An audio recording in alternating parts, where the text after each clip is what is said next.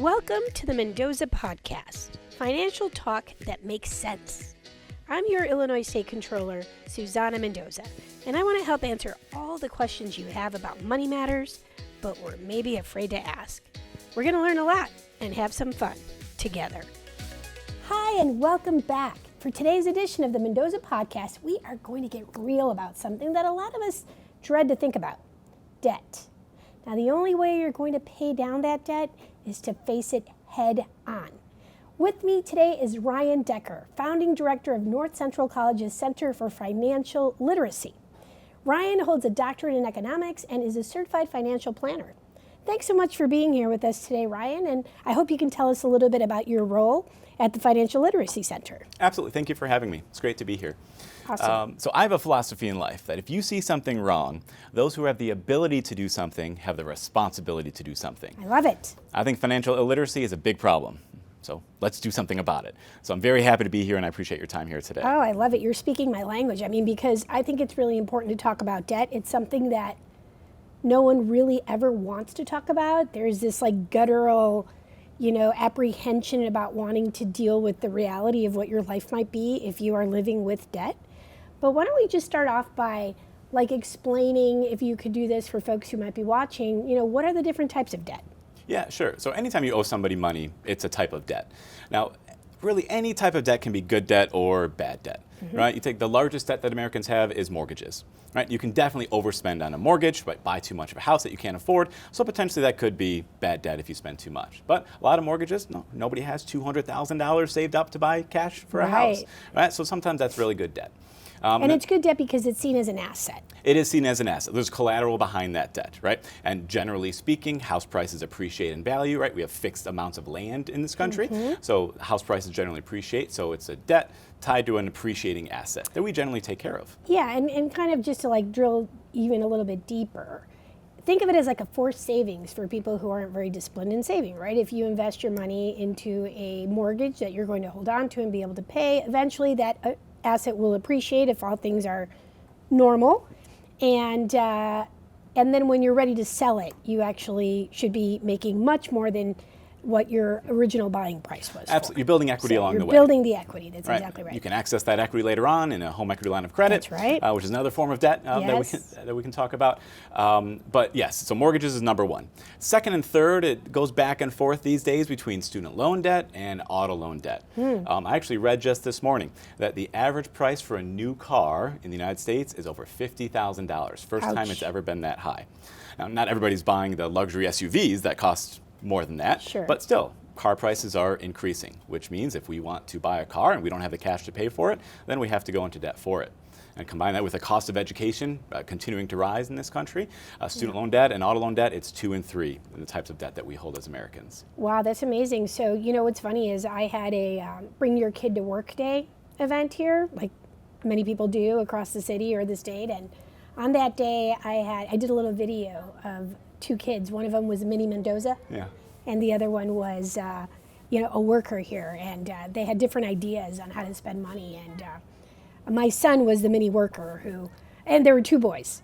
One of them who wanted to come and make the pitch for me as controller buying all of our staff new Porsches, because guess what? The dealer's right across the street. And then the other more reasonable kid said that probably wouldn't be a good idea, but the Minnie Mendoza said, that is a terrible idea. And he's like, what, girls like jobs and, income coming in and paying down our debts. This is kind of what we're talking about today. Of course, that was just a very fun example, but yes, to your point, look, if you're going to buy a Porsche and you can't afford it, you should not do it. Correct. But the average person doesn't know how to determine if they can afford it or not. There needs to be education tied to, well, how do you budget for a car, new or used, right? How do you determine how much you can afford for a car, for a house, for education? We need to have more of those conversations in society.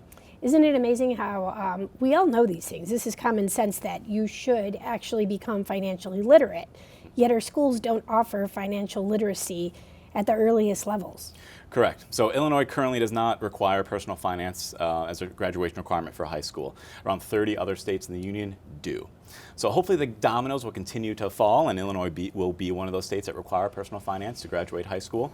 But at the college level, you still are unlikely to get it, right? It's up to a faculty member or a teacher or the college that believes in the cause to offer a personal finance class at college. But not every student goes to college, so after they graduate high school, they can just go to work, and we need more financial education at the workplace. If we don't talk about it and we just depend on our parents or family members for support when it comes to learning about money, that doesn't always get us as far as we need to get it. In this country, we learn a lot about money by making mistakes. I don't see why we have to learn by making those mistakes. I know. We should learn about money by having our money work harder for us. I agree. And have our best friend be what? What do you think? Compound interest? Yes! There we go. High five it right here. I love it. That's what I tell everyone. Your best friend is not who you think it is. It's actually compound interest, especially if you're young. Right? Absolutely. So that's why like this idea of teaching people when they're in grammar school about managing money, they're a lot smarter than we give them credit for, right? And so they would be avoiding a lot of the huge mistakes that people make regarding money if they just knew about how to leverage capital at the earliest of ages. I couldn't agree with you more. So let's tackle the one that can really build up quickly and become such a burden on like entire families, right? Which is, of course, credit card debt. Yeah. I mean, do a lot of people have a significant amount of credit card debt? Yeah, half of Americans have credit card debt. Half of Americans carry a balance on their credit cards every single month. And when we think about the average amount, it's around $7,000 is the average amount. Do you know how many people actually have credit cards? Forget about the debt, but just like that actually have credit cards. That's a good question. Offhand, I do not know. I would say the majority of adults. Yep. So half of them do have debt. In Illinois, it's a little over $6,000 is the average credit card debt amount. Across the nation, it's $1,000. It is. It's absolutely significant, especially when you think about credit card debt being at very high interest rates. That's why it's the bad kind of debt. And of course, the worse your credit, the worse that interest rate is. Absolutely. I mean, it's almost predatory. Like, I think if you have great credit, your interest rate is still super crazy high. Like, it is. 16, 17% maybe at best. Yep, it 100% is. Yep. So that's something that we really need to tackle. And a lot of it's education, a lot of it's empowerment, but it's also, you need to tackle the root cause of why you're in credit card debt. And I think it really stems from potentially two areas. One, lack of income. You just not have the adequate income to support a minimum standard of living for you and your family. So if that's the case, we need maybe there's public policy there that help those individuals, but increase in income. Or is it a consumption problem? Are you simply spending too much money? Where you can reduce your expenses and still have the adequate lifestyle that you want. So is it an income issue? Is it a consumption issue? A little bit of both? And I would add a third. I think it's a financial awareness issue. Sure. I think a lot of families think that they might actually have the resources to be able to live a comfortable lifestyle, but if they're not actually tracking how they're spending their money, if they're not financially aware of what the inputs are and what the outputs are, they completely overextend themselves. And so in that moment, they're certainly living a life of debt, but they don't have to be. And it's, again, an issue of financial education, and being financially educated means, number one, that you should be financially aware of how much you have coming in versus how much you're spending. So I do think that a lot of it centers around a spending issue and not necessarily, an income issue, although, of course, there are issues of folks who, no matter what they do, it's like not enough coming in to meet the basic expectations of what it costs to put a roof over your head or get to work, even from point A to point B, with transportation costs, multiple kids. Used to be when we were growing up that you could survive on one income and have a pretty good life. Those days are long gone. But still, I think it comes down to a lot of that third element of being financially aware, which is probably the most important one to get started. But how do you advise someone to get started in addressing their credit card debt? First, you need to understand what debt you have. Right, so it's creating a debt tracker. It's determining what debts do I have, with which companies, when are the payments due, what interest rate is on these debts. So, and only then can you really start tackling your profile. So create a debt tracker so you have all of it laid out in front of you. And then there's a variety of different types of ways that you can use to pay down that. We can talk about the snowball method, the avalanche method. So tackling the lowest dollar amount debts first, and then use those payments once you pay that off into the larger debt payments. It's a snowball method. The avalanche method is a more financially savvy method of approach where you're paying down the highest interest rates first. At the end of the day, I don't care which one you use, as long as you get started, as long as you focus on paying down your debts. No, that's smart. And so can you discuss why, I think this is really important, why paying just the minimum amount each month when you are thousands of dollars in debt won't get you far at all. Yeah, so we have the same issue with credit cards as we do with student loans in this avenue. If your minimum payment that you're making is not covering the principal, which means you're not even paying down the principal or the interest continues to accrue. So that means that your debts are getting bigger and bigger and bigger, even though you're making some minimum debt payments on it. Yeah, and you feel like you're never being able to dig out of it. Absolutely. When we think about student loans as well, a lot of young people have student loans, and when they're on income-based repayment programs for their student loans, but they're not even covering the interest cost of their loans on a monthly basis, their balances continue to increase, even though they're making what the company says they should be making, at least as a minimum. Yeah, you know what's crazy for those kids? Like they went to a state school and they really end up paying for like a Harvard plus Stanford education at the same time, right? I mean, it's super frustrating. It's got to be overwhelming for many of them. But again, it's this issue of not overextending your capacity and understanding how you have to like prioritize your finances where you're paying above and beyond the minimum every single month. 100%. Like, it has to happen. In an ideal situation, you're paying the full balance on your credit card off at the end of every month. Sure. If you can't afford to pay it in cash, as I tell my son, who's just learning, he's only 12, he doesn't have a credit card yet, but like he sees this and look, if we can't afford to buy this in cash, then we don't put it on the credit card. Right? We don't, because we're financing. You never want to put your groceries on your credit card if you're not paying your credit card off in full. I fully agree. So many people talk about the need to have a credit card. If having a credit card is going to incentivize you to spend more money or spend money that you don't have, you're not a good candidate for a credit card. A debit card linked directly to your bank account is something that you can still use when you need to swipe a piece of plastic instead of using cash. So not everybody is a good candidate to have a credit card. If you can use a credit card wisely, not overspend on it, then you are a good candidate. So let me ask you about this, because on that issue of credit cards, I think that a lot of people can really get in a boatload of trouble by taking out a whole bunch of different department store credit cards, right? Because there's different types of credit cards. There's credit cards that give you cash back if you spend. Then you've got like these department store credit cards, and this one always kind of like cracks me up, but it's frustrating because you go to the department store and they ask you, do you have like a Nordstrom credit card? Or I'm just using any store. And you're like, no, I don't. Would you like one? You can save 20% on that sweater today. And you're like, oh, really? I'm going to save 20%? Cool, I'll open one up. Tell us why that is such a bad idea. Well, they make it so easy to do that so many people get caught up at the point of sale when they're making the transaction. Oh, of course I want to save 20% on this purchase. I just sign this piece of paper electronically. I get that credit card, gets mailed to me, and then a lot of people just kind of forget about it. Right? If you open up a few of those, well, now you have 3 different credit cards that you have open. You just kind of forget about it. You're making your financial life very complicated. And not to mention that, I would say, sometimes when you forget about it, that means that you forget to make your payment on it. But even if you do make the payment on it, but you don't make the full payment on it, that 20% ends up costing you like 2,000% down the line, because your sweater you bought like 5 sweaters for the cost of that one sweater that you thought you were saving 20% on. Because you forget to make the payment. And by the way, every time you open up a new credit card, what does that do to you? So it's a hard credit inquiry, which goes against you on your credit score. So it lowers your credit score. And what does that mean? When it's time for you to go buy that car that obviously so many people are buying, it's going to cost you exponentially more. It's basically like you're buying a car, but you're also paying for a car and a boat. But you don't ever get to go on the boat because it's imaginary. It's called your big interest payments that you're stuck paying. So people really need to realize that all of these decisions, every time you open up a credit card, you're dinging your credit. And if you're not hyper vigilant about only paying all of it off, you're going to be incurring additional interest charges, and that only keeps adding to your debt load. It absolutely does. It absolutely is. You really don't need more than 1 or 2 credit cards, right? If you want to make one of those a store credit card because they give you a discount every time you shop there, sure, go ahead, do it. But if you continually to churn credit cards, open up new ones, you're making your financial life complicated for yourself, and you're likely to forget that you have some of these accounts open. And again, that interest cost is really something you need to be concerned with. Yeah, it's brutal. It creeps up on you. So what about transfers to, for example, a credit card that's offering a 0% transfer like interest rate, or a debt consolidation service? Because if you do get yourself in trouble, maybe it is a good idea to open. This is where you weigh like opening up a new credit card and what that does to your credit versus continuing to not be able to afford the credit that you're already on the hook for.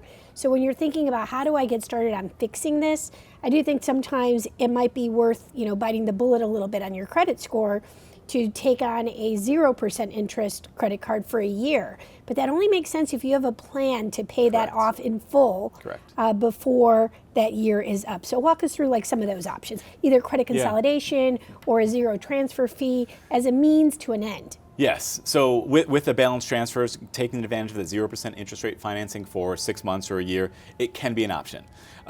You will ding your credit if you continually have to churn that every 6 months, every year. Sure. So you do need to have a plan in place. I mean, you ding your credit even if you pay it off in full. But it might be worth it sometimes, depending on how much credit card debt you have. If you can't get out of that within the year, correct. You're just going to keep accruing late payment interest penalties. So I think in some cases it does make sense to make this transfer to a 0%, but only if you plan on paying the entirety of it off within that year. Because if you don't, then you get hit with a balloon payment at the end of that. You can do that, and you're just back to paying 20% interest payments as well. For sure. So it can be a solution if you plan for it accordingly. Yes. With the debt consolidation companies, I mean, they can. So it's have a few different types of debts, perhaps a few different credit cards or an auto loan, right? Personal line of credit, what have you. You can consolidate them all into one with a debt consolidation company. They serve a purpose. They can be quite high in fees. So walk us through that. How's that work? Let's say I have a ton of I have 8 different credit cards. I owe on all of them, and I'm freaked out about this, right? And so I'm hearing, use a debt consolidation company. Like I call you, you're the debt consolidation company. Yep. What am I going to hear? Why are you making 8 different payments when you can make 1 payment a month? You can group. You have some 20% interest rate payments on those credit cards. Well, we're going to offer you a lower interest rate than 20%. All right.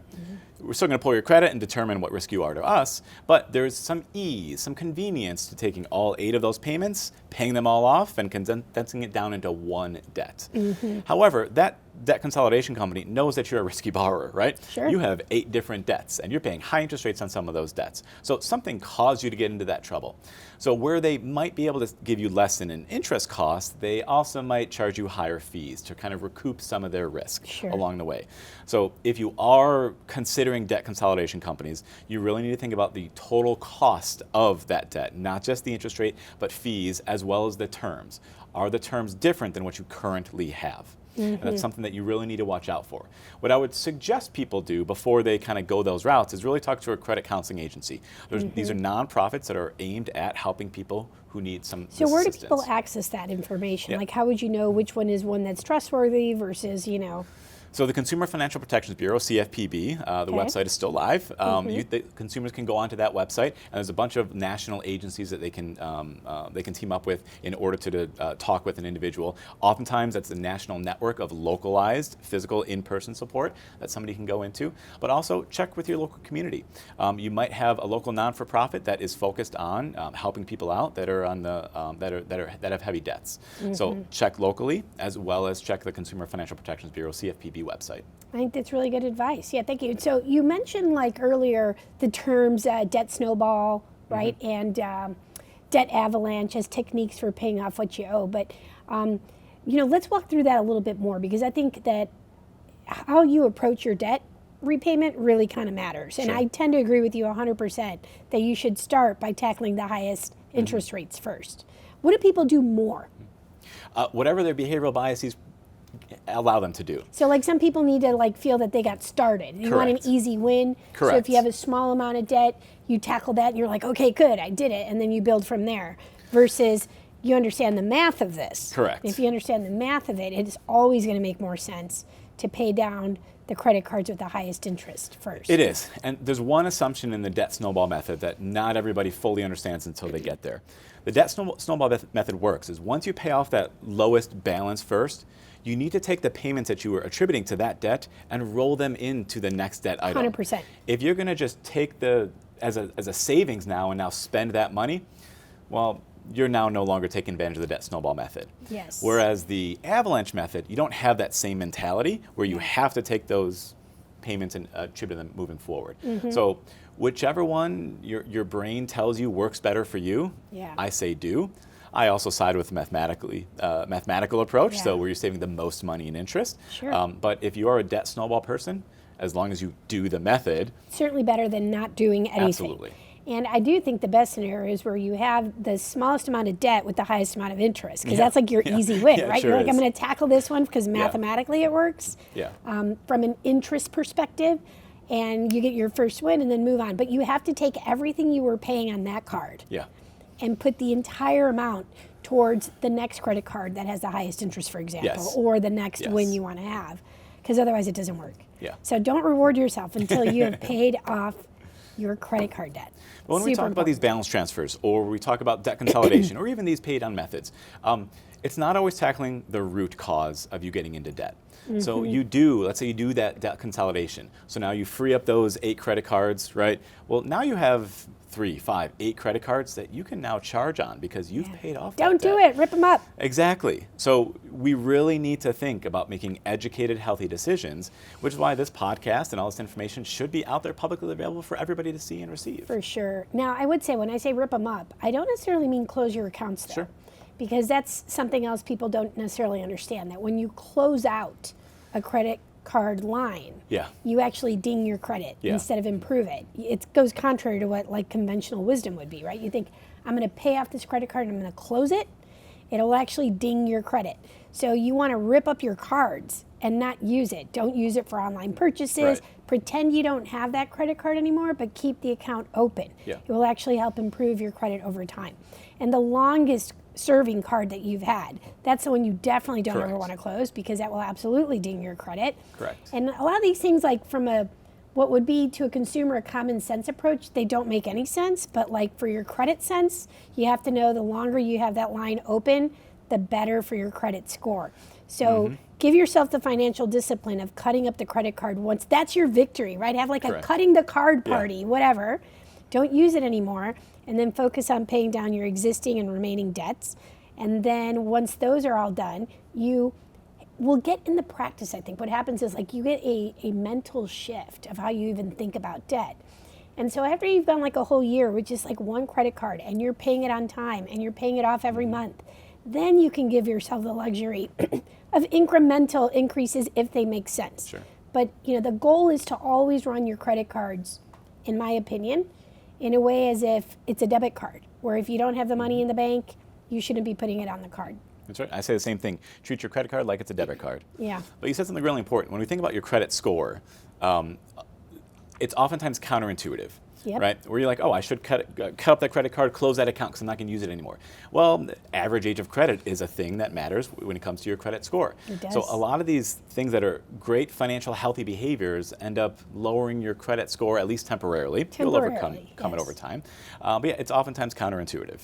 Yeah, like if you're even thinking about, for example, applying for a mortgage, do not open up new accounts. Don't buy your furniture before you have the house, right? Don't open up the credit cards for any of that stuff, because every time you do, it's going to ding your credit.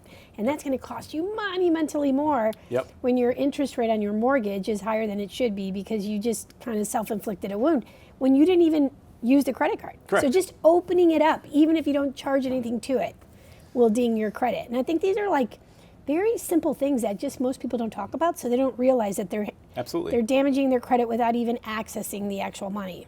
One thing that we haven't talked about yet is credit utilization, right? It's the second largest factor that goes into your credit score. Is you take your the balances that you owe on all your credit cards as a percentage of your overall credit limit, right? We want that to be under 30%. Well, if you're only making the minimum payment and your balances are not decreasing very fast or increasing because of that, well, then your credit utilization is only ever increasing. And so as that increases, your credit score falls. So when you apply for a debt consolidation loan, you now have a lower credit score, so you get a higher interest rate on those. You need to buy a car. So we really need to tackle the root cause, and people need to make educated decisions. For sure. Amen to that. So we've talked a bunch about credit card debt. Let's talk a little bit about student loan debt, because it is, like you said, it's one of the top 3, right? So we have credit card debt, or mortgage debt, we have autos, and we have student loans. And obviously, it's becoming confusing in recent years, because we've had, during COVID and stuff, they suspended student loan debts. And then some loans were actually forgiven, but not all loans. And so super confusing. In general, what are some of the best practices when it comes to figuring out the path to pay off those student loans? Log into your loan servicer's website. Understand what types of debt you have. right? Are they subsidized or unsubsidized student loan debts? Are they currently in deferment? Are they not in deferment? Are you on an income-based repayment program? Nowadays that we've passed the COVID landscape where payments have been paused, so most individuals are probably making a minimum payment right now on their student loans, but you need to understand what student loans you have. Do you qualify for public service loan forgiveness, which is still a program that you should think about if you're a government, whether it be local, state, or federal government employee or work for a nonprofit agency. So do you qualify for forgiveness, but you need to understand your student loan debt environment. Sure. More recently, in the past few years, the interest rates on federal student loan debts are rising to the level that we consider them to be high interest rate debts. Wow. So currently, they're 6.35%. So anybody taking out undergraduate student loans right now, they're paying 6.35% on those student loans. If you're taking out graduate loan or a Parent Plus loan, they're in the 8 and 9% from the federal government. Those aren't private loans, which are higher. Yes. They're 8-9% from the federal government. That looks a lot like high interest rate debt. Now, Community it's not 20, college is sounding very 100%. Financially more attractive as you speak. Yes, yes. You should take advantage of getting your gen eds out of the way, or even if you're in a high school that offers you dual enrollment courses. Take dual enrollment courses before we even get to college. Yep, you can shave a whole year off of college by the time you even get to college. Absolutely. And if you go to community college for a couple years and knock down all those, just generic classes that you have to take, I mean, it's seriously like a path to financial freedom in a way. It really is. You get to college and you pay for 2 years versus, 4 to 6. Yep.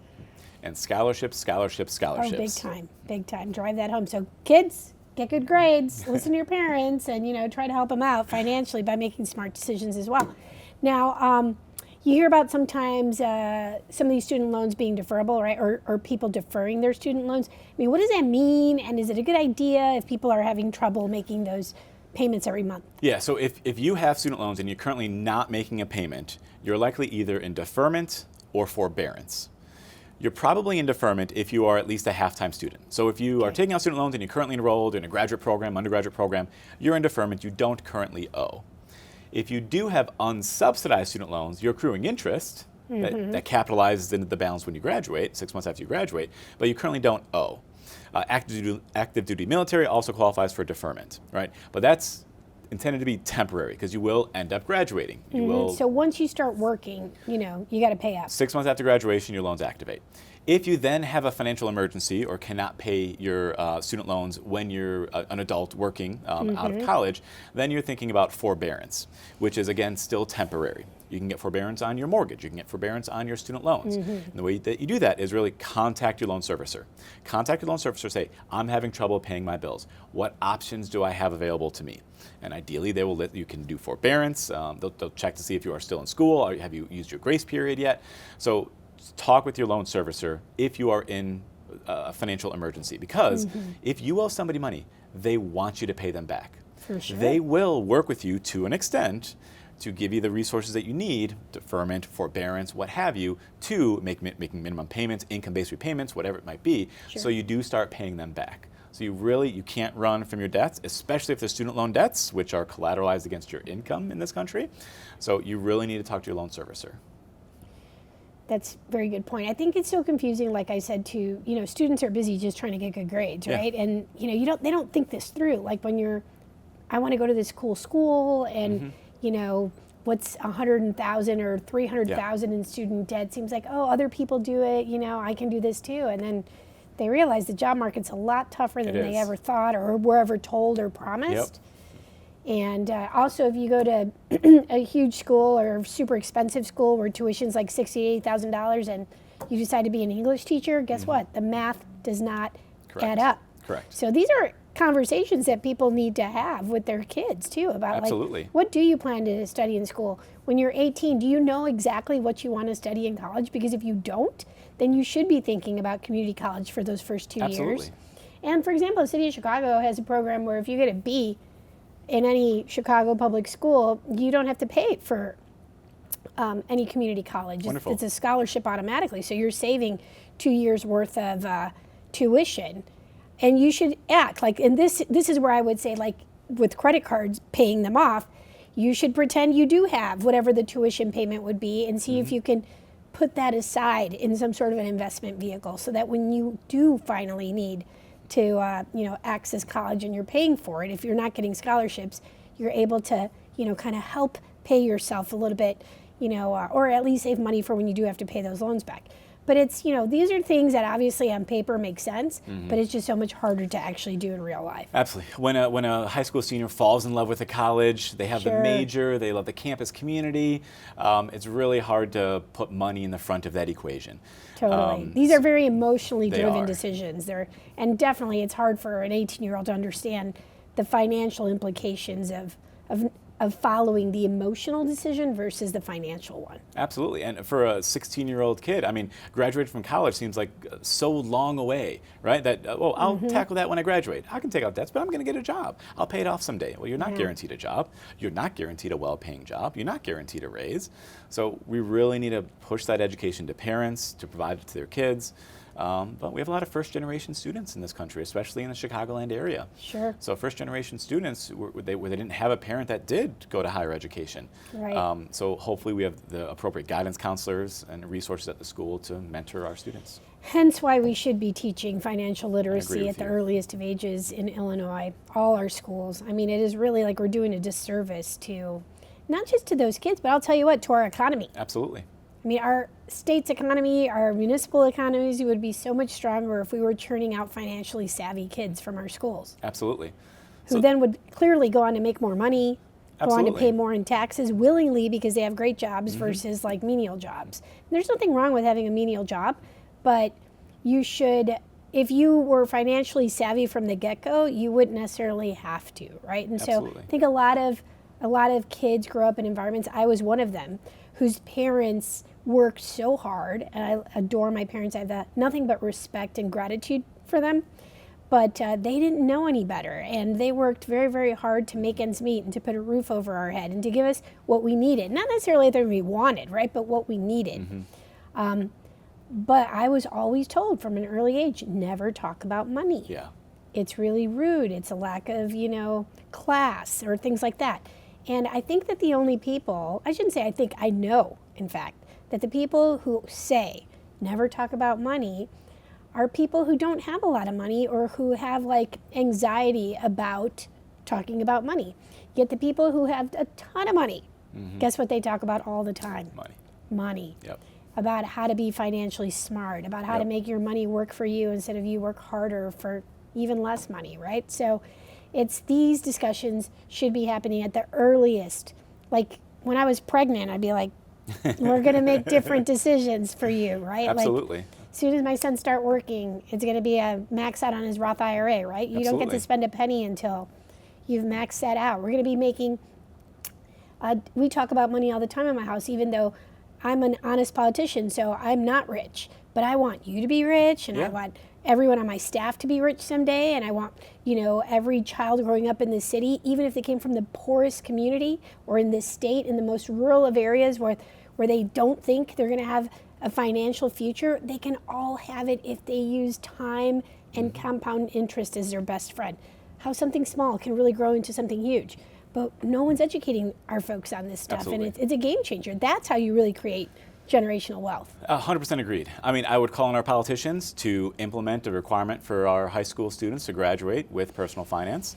But until that happens, so the center that I run at North Central in Naperville, we run a lot of financial education programs with the high schools. Thank you so much for otherwise doing not that. getting that information. Yeah, they're fun. They're active games at the college level. So I launched our personal finance class. It's part of our general education curriculum at the college. So we want every student to graduate, at least our college, and hopefully other colleges doing the same thing, with some basic financial knowledge. Yeah, thank you so much for doing that. It is a game changer, and you should feel good about how you're making a difference in those kids' lives, because just knowledge is power, and a lot of them have never heard this message. Absolutely. And they have been told, for the reasons that I said, more psychological than anything, that they shouldn't talk about money. Don't ask about what people make. You should absolutely be asking people about money all the time and educating yourself as much as possible. And so I'm very thankful that we have people like you who have made it your mission to educate those who aren't receiving it where they should be, which is in the schools. Now, we talked about mortgage debt. We talked about auto debt. We talked about student loans. When you combine all of those, which are very possible, right? So we're looking at them as abstract entities. Sure. But at the end of the day, once these kids graduate from college, or kids that never even went to college but get into the real world, it's not just one type of debt, right? Correct. That's why people get into debt, because they're managing perhaps either too high of a rent or a mortgage payment, with an auto payment, with student loans that they have to repay. Yep. You know, like what, I want some words of wisdom from you on how Sure. you manage the trifecta, right? How do you juggle these balls without dropping them? Start with your goals. What are your goals in life, and what financial resources do you need to satisfy those goals? No one, including yourself, can advise you on what to do with your money unless we know where you want your life to go. So if you start with your goals, if your goal is to retire at age 40, well, you're not going to buy the biggest house right now, right? You're going to be ease your debt burden. You're going to be buying a used car. You're going to be pushing money into your 401k, into brokerage accounts. You're going to be saving and investing a lot more money to retire early. If you want a big house and you're treating that not just as an investment good, but a consumption good that you want to raise a family in, well, then you might be spending more on that house, but you're going to be sacrificing maybe 401k or retirement contributions. Sure. So what are your goals in life? I think once you start with those goals, we can hopefully aim you down a path to ease your debt burdens and to make smart financial decisions. So I absolutely think it starts with goals. And once you do have those debts, understanding what debts you have. So whether that be using an app that tracks all of your debts in one place and all of your accounts. Do you have a favorite? There's a lot. So there's a lot out there. If you're more investment focused or more debt focused, one of the most popular ones is You Need a Budget. It does have an annual cost, but if you're really trying to tackle debt, You Need a Budget is one of the best ones. It's got a robust online social media community as well, with people just trying to get out of debt and using that as a resource. But there's Empower Personal Finance. That's a bit more investment related. I mean, some of them are on the computer as well as on your phone. Some are just iPhone apps. So you got to find one that works for you. Are you willing to pay for something like this? You just want it free. So you really got to find one that works for you. But there's a lot of them out there these days. And there's a lot of free ones out there too. There are a lot of free ones out there. That do almost the same thing. And do. you would save a few bucks. So like if you're in debt, start by just even going to one of these free services. And again, they help you be financially aware, because a lot of people have no clue until they sit down and actually go through the credit card statements, which most people don't. I still advocate getting your credit card statements in physical mail. Oh, 100%. You're more likely to read I totally it that agree. way. Usually I go green on everything, but I think there's something to be said about like opening that up and having it punch you in the face and be like, being able to grab a highlighter and be like, I didn't need that. I didn't need this. Yeah. I didn't need this. This is like step one in, like, again, financial awareness and saying, I'm not going to do this next month. And it's these little steps. As we think about managing our debts, some people don't fully know what types of debts they have. Everybody should be pulling their credit report. Everything financially speaking tied to your Social Security number is going to be on your credit report. Sure. You need to be accessing that from each of the 3 credit reporting agencies. You can do it every week now. Historically, it's been once a year we mandate that you get access to it, but now it's currently every week. We've extended that since COVID. That's awesome. You should be accessing that. If your auto insurance company is going to pull your credit score and credit report, if your company is going to pull your credit report, if your mortgage lender is going to pull your credit report, you should probably be pulling your credit report as well. And not to mention that by doing so, you're staying on top of like whether there was something that you didn't do that affected your credit. And there's a lot of identity theft. There's people that go on a shopping spree and you don't even notice it until like it's way over. And so by checking your credit routinely, these are ways in which you're like, whoa, what do you mean my credit went down, 50 points? And you're like, why? I haven't done anything differently. And it could be because there's some huge charge that you didn't even make, and you might not have been notified by your bank or by your credit card. So absolutely. Sometimes no company, no person is perfect. They make mistakes on reporting your information to the credit bureaus. So you might have a late payment or a missed payment that you just have no idea about unless you pull your credit report. And on that point, why don't you speak to what are the ramifications of actually missing a payment? Not that somebody took your credit, but like someone misses a payment. Just that one payment, talk about the ramifications to your credit score or anything else. Absolutely. So if you do miss a payment on a debt item, hopefully you realize that you missed it, which means you can contact the company and say, hey, I realize I missed this. I'm sending the payment in now. Can you waive any late fees? Because the first thing they're going to hit you with is a late fee. If it's late for longer than 30 days. So this is within the first 30 days. Yes, first 30 days, contact them, say, hey, my mistake. Here's my payment. Can you waive late fee? Can you count this as an on-time payment? Sure. As long as you don't leverage that routinely, they're probably going to be likely to say, okay, fine, you get your one chance. Longer than 30 days late, you're going to be delinquent. So that's when it really starts impacting your credit score. All right. So over 30 days, and that's when it gets reported to your credit Correct. And the credit agencies. And Yep. it hurts. Yep, it absolutely can hurt, and that can stay in your credit report for 7 years. 7 So years. 7 years from now, you can look back and say, hey, in 2025, I missed a payment one time. I still see it on my credit report 7 years later. Yeah, and it's brutal, and it doesn't matter what other points of perfection you've had for the next 6 years and 364 days, right? Yep. It doesn't matter. Like, so I always tell people, you have to take this super seriously because it takes a long time to build up excellent credit, and it just takes one missed payment to ruin it. Absolutely. And then it takes you 7 years to catch up. Yeah, absolutely. And so longer than 30 days, right? If you if you go can't over pay 30 it, days, you can end up being in default. It can be reported to sold to credit collection agencies. Yeah. So which can cause a whole heap of trouble. So. But the reality is that a lot of people who miss those payments, it's not because they don't have the money. It's just because they didn't get to it, or they hadn't automated their payments. And, Correct. Automating your payments is one way that you could really help yourself to avoid missing that. But for example, if you automate your payments to a credit card, as an example, and then there's an issue with that credit card where someone stole it or you had to cancel the credit card. Here's where a lot of people mess up, that they forget to update Absolutely. their automated payment credit card to the new credit card. And so that's where I think a lot of people who are super fiscally disciplined will be like, oh no, what do you mean I missed this? And it's because they pulled it from a credit card that's no longer an active credit card. So just remember, if you ever do happen to have somebody try to make a fake payment on your card and you have to cancel and get a new one, you have to update anything and everything that card is associated with. Which is one of the benefits of having your statements printed out in person, so you see what's linked to that credit card every single That's right, month. because you can forget. I mean, you Absolutely. set this thing up and you've got the same credit card for 5 years, and it's the one time you're dealing with getting the new card and stopping any fraud on your account that you're not thinking, what other accounts Absolutely. is that one card linked to? Yep. And so it can ding you for quite a bit So of if you time. open up 6 different store credit cards, that's a lot to manage. Yes. Something's going to be lost in the shuffle. Which is why I think we both agree that never a good idea to do that. So, you and I both share a similar passion, which is, of course, sharing information about financial literacy and good financial tips with the public. Absolutely. To kind of wrap this up, anything that we haven't discussed today that you think we need to cover, and let's do it. I'll say you're not alone. If you do find yourself in a financial emergency, you racked up credit card debt, you're not alone. Hopefully with some resources that we mentioned today, you do have people or organizations you can reach out to. Sure. But start asking questions to parents, to neighbors, to good friends. Hey, I have this question. Do you know where I can go to find an answer for it? So you're not alone. Ask questions if you have them. Yep. But also, think about the decisions you're making. Think about your goals, right? Your goals are going to hopefully dictate how you save, invest, and pay down debts, and what debts you actually get into. For sure. So being an educated consumer, citizen, taxpayer, member of society really starts with managing your own personal finances, in my opinion.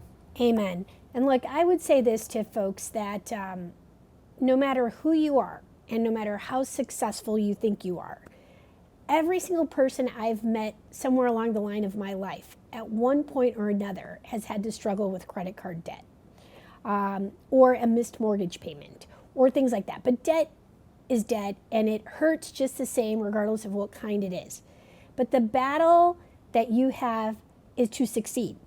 And so nobody should be deterred because their debt is piling up.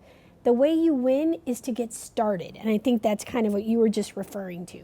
So you have to, if you're a guy who's going through credit card debt and you don't want to deal with it, my advice is you got to man up. If you're a woman who's going through this, we got to woman up, because all of this has a solution and you don't have to pay it all tomorrow. You just have to get started. And so I've talked to people who don't come from money who managed to get out because they started making these tough decisions, but the hardest one of acknowledging that that problem exists.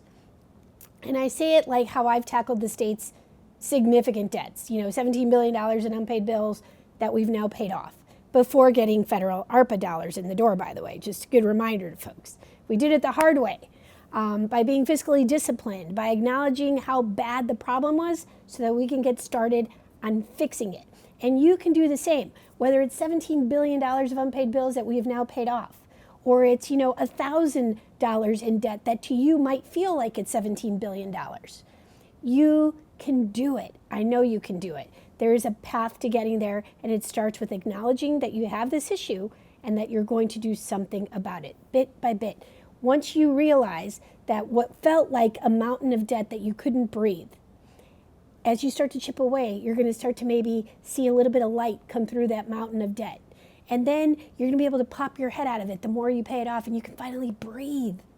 And then you start to feel excited because what seemed like an impossibility is now a reality. You can get there.